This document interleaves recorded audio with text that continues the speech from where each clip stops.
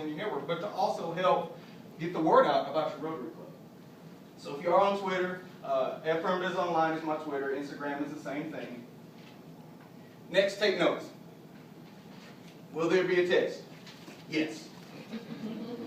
I'm not saying there's going to be an end of event test. Life will be your test.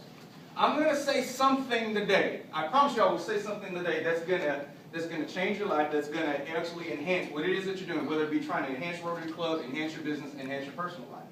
So, and life is going to throw you some curveballs, which is the test of life. But I have good news for you. Life is an open book test. As long as you have these notes, as long as you have something that you can refer back to, I promise you'll be okay. So, is everybody all right? Yes. Yes. Is everybody ready? Yes. All right, good. So, who in here thinks they know how to network? Uh-oh.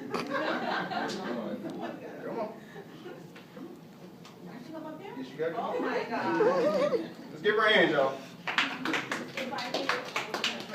Yeah, that's why I asked the question.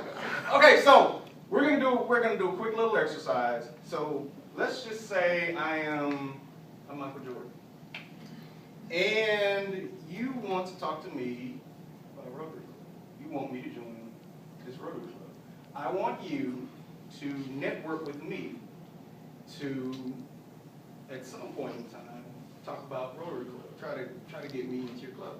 Okay? So we're just out and about. Hey, we're at a Bobcat, well, soon to be Hornets. Bobcats Swedish Hornets game. And I'm just Mr. Jordan, owner of the team. I'm just kind of out and about. So network with me. Hi, good morning, Mr. Jordan. How are you? Good morning. How are you doing? How you doing? Nice to meet you. Oh, hey, pleasure's all mine. And you are? My name is Farrah. Farrah, pretty name.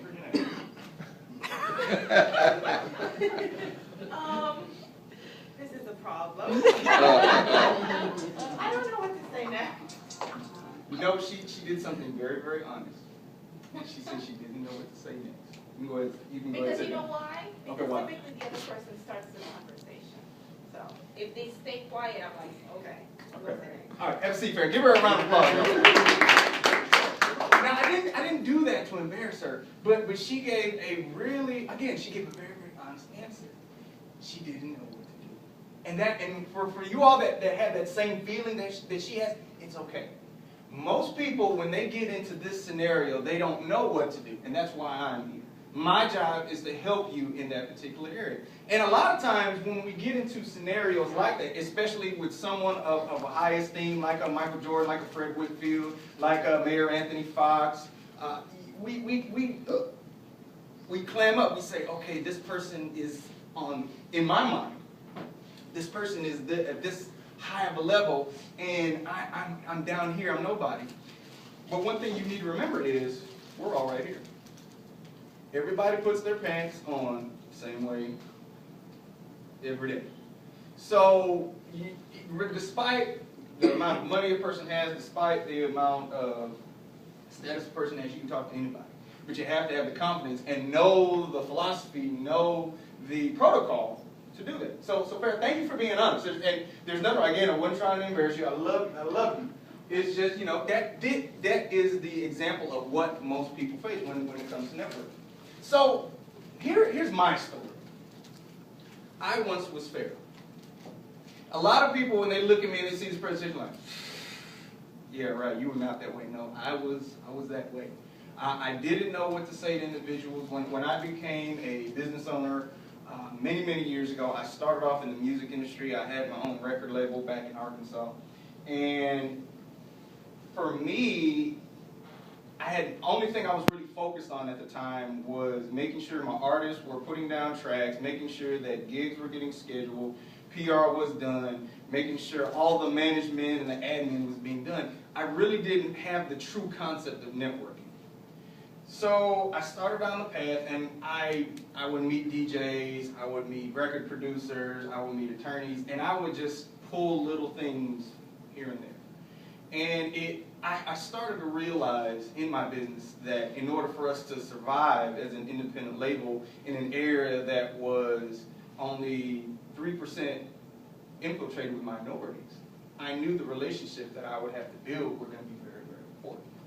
So I went down this path of building relationships. And at first, I didn't build them right.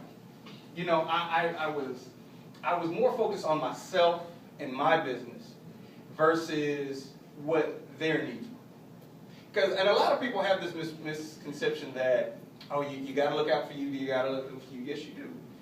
But again, there's a way. There's a servant attitude dealing with networking, which I'll share with you this morning. And as I grew, as I spawned off away from music and went into special events, then I went into legal brokerage, which I'm in now, and then professional speaking and radio. My journey of professional networking has evolved over time. Evolved so much, and I've learned so much from different people and different things that I've done that I'm currently in the process of writing a book. And what I'm showing you today is little snippets of my book, which is called Professional Networking in the 21st Century. Because the way I networked way back when I had my music production company is totally different than it is now. Because with the wave of technology and social media, a lot has changed. And if you're not connected in so many different ways, not just the face-to-face, but even on the technology sense, you can lose, and you can lose pretty bad. So one of the things that I created with this book was a system, a way to stay in front of your network, a way to continually engage with your network, because if you're not engaging with your network, you could easily lose face and they can easily forget about you. So today, I'm not going to focus so much on the social media, even though I want you to participate that way. I want to focus in on you. I want to focus in on you because you are the most important thing dealing with networking. Because a lot of people think, well, I'm going to be one way in person, but I'm going to be this way online.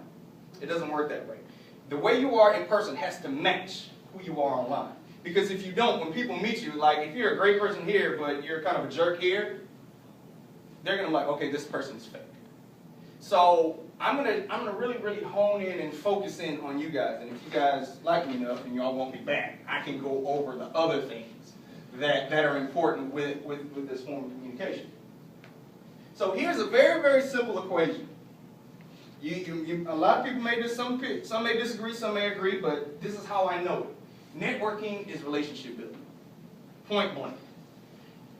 In true professional networking, good networking, it's all about relationship building. It's not saying how great of an architect you are. It's not saying how great of a Rotary Club you have. It's not a fact of being a great speaker.